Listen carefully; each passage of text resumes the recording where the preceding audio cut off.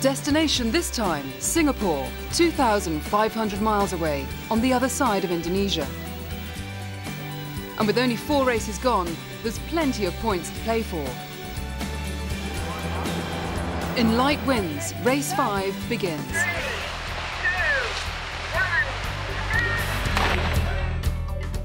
It's a crowded start line, boats jostling for position, trying to make the most of the calm conditions. But once clear of the confines of the harbour, the boats hoist their spinnakers and head north past Fremantle's world-famous beaches in spectacular style. Over the next 2 weeks, the international crews of the Clipper yachts will battle hard to be the first to cross the finish line in Singapore. Every mile, every minute, every man and woman on board will test their resolve to the limits. The searing heat of the tropics, the unforgiving pattern of broken sleep. This is the challenge of a lifetime. For nearly all the sailors on board, open ocean sailing is a new experience. But with the novelty comes risk. Even the smallest mistake can have the gravest of consequences. In the rush to hoist their spinnaker, a huge sail almost the size of a tennis court, Jamaica have wrapped it around one of the mast supports. The only way to get it down is to cut it in half.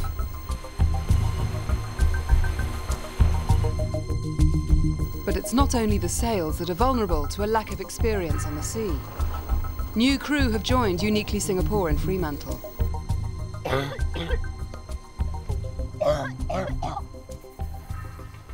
Just a little seasick. It's a part of sailing. Usually it's worse than this, so it's okay. It's a classic curse. But the reality of seasickness is a serious business, especially when you're part of a yacht racing team. Everybody says 2 or 3 days. First day, 2 days to go. We'll see how it goes. For the new crew members on board, sailing home towards Singapore, there's a lot to learn. And for skipper Mark Preedy, there's a lot to teach. Once the sail's changed, what have we got to do with the car position? 12 new people, so basically having to start from scratch really, so it does make it a bit tricky when we start looking at other more technical things, but they're coming on quick. With thousands of miles still to go to their home port, the new crew must learn quickly if they're to arrive in a podium position. Up ahead, Liverpool 08 are trying to pick their way through the maze of islands that make up Indonesia. But the islands aren't the only obstacles in the way. Discarded fishing gear litters the water. And though it's easy enough to cut away, the racing yacht has not escaped unscathed. Bennett was on the helm, said he'd lost steering and the cable snapped. So Bennett, David Peer down there now fixing it. We've got the emergency tiller in.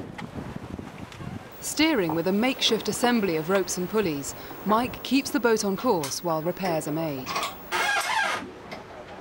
Just doing the final connections on the steering, so all will be well again.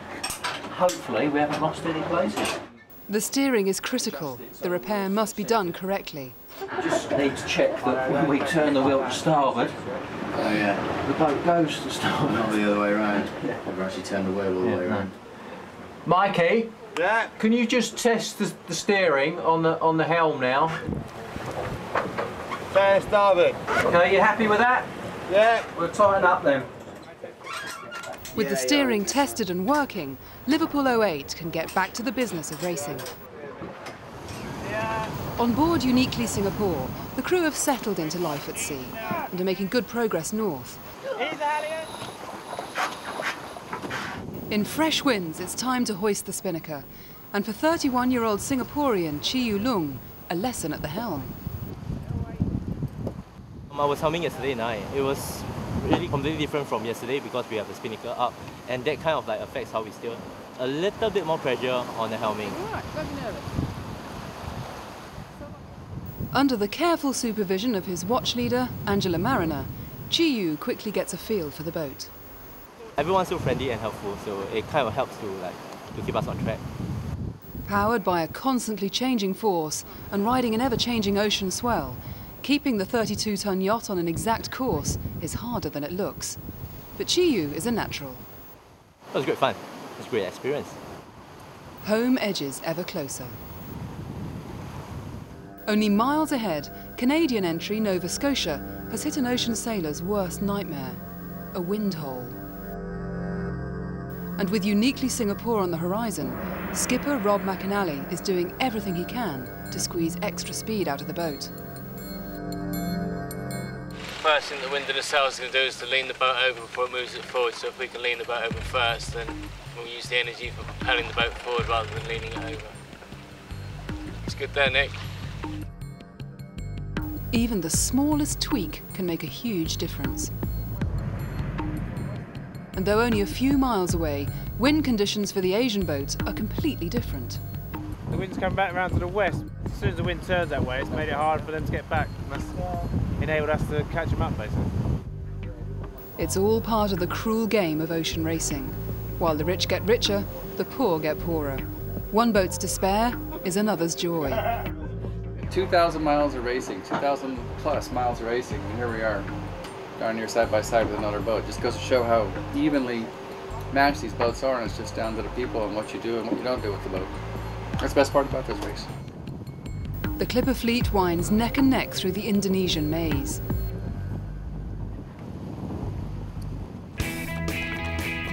Up at the head of the fleet, race 5 has a winner. New York have had a rough ride since leaving Liverpool, replacing their skipper after 2 races and having to turn back only miles after leaving Durban to evacuate an injured crew member. But the tide is turning. With their troubles behind them and a newfound belief, they take first in the race from Fremantle. It's a proud moment for skipper Dougie Gillespie. Very, very pleased. This team was just brilliant. Big team, lots of people, and just worked through the fleet. Here we are, first. We had almost a full boat, and it made such a difference. It's got muscle power, you've got drive, teamwork, helping each other, camaraderie on board. It's great. Following behind, the rest of the fleet. It's been a tricky and exhausting journey. Stifling heat and fluky winds have tested the boats for 2.5 weeks since leaving the shores of Western Australia. For the Clipper crews, it's just another step on this incredible journey.